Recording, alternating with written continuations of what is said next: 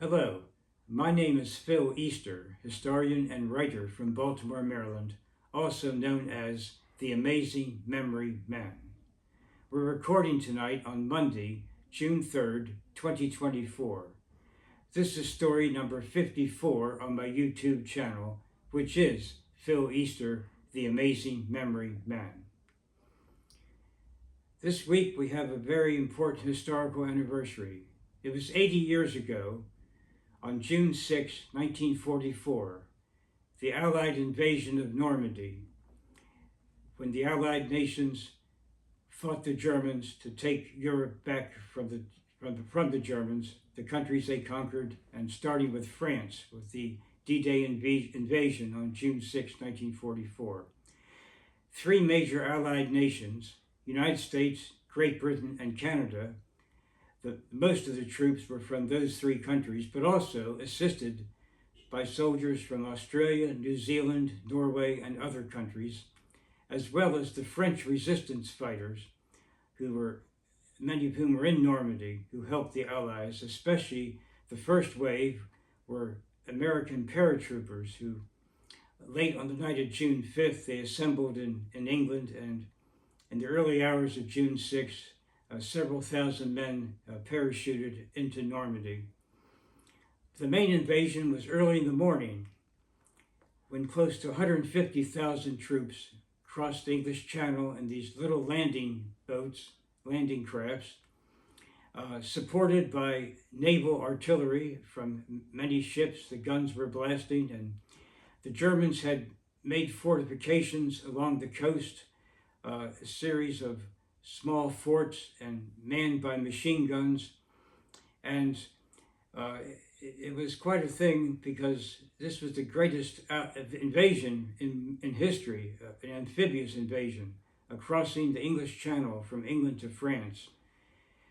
The night before, General Dwight Eisenhower, who was not just the U.S. commander of all American troops, but was Supreme Allied Commander of all Allied nations working together in the war against Germany. He wished some of the paratroopers well, in particular, before their flight over to France. And it was a very important event, the turning point, in many ways, of the war against Germany in World War II. World War II was so vast, there were really two theaters of war: the war against Germany and Europe, and of course the war against Japan and the Far East. And that Supreme Allied Commander in that part of the war was General Douglas MacArthur. So these events were going on simultaneously, but the liberation of Europe was very important, and about 1 year later, Germany surrendered on May 7th, 1945. But there was a lot of hard fighting on D-Day and in the months afterwards. Late in 1944, around Christmas time and into the early New Year of 45, one of the heaviest snows in Europe in many years took place, especially around Belgium, and there was a battle called the Battle of the Bulge also, a strong attempt by Germany to counter the Allied advance. But this operation, technically called Operation Overlord, was what D-Day was officially called, but also become known as the D-Day invasion. June 6, 1944, so this week will be exactly 80 years. And I saw on television news recently a number of old American soldiers who are all close to 100 years old now.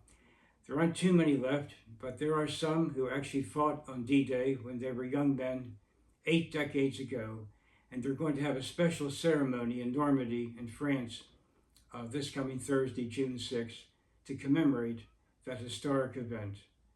The beginning of the end of the Nazi regime. And 1 year later, in April of 1945, the last day of April, April 30th, Adolf Hitler committed suicide, and 1 week later, on May 7th, all German forces surrendered to the Allies.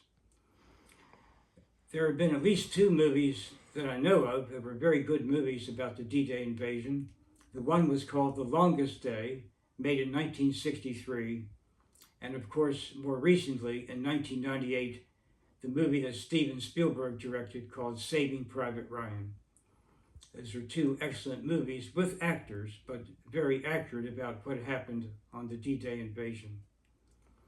So we really wish, it's just so touching, these older gentlemen, when I saw in the news yesterday that they're assembling in France this coming Thursday, and some will visit the American military cemetery there, where so many of their comrades died, young men who fought for freedom 8 decades ago. The D-Day invasion, 80 years later, to be honored this coming Thursday, June 6, 2024. This is Phil Easter, the Amazing Memory Man. We'll see you next time. Another story on another subject. Thank you, God bless you, and God bless America.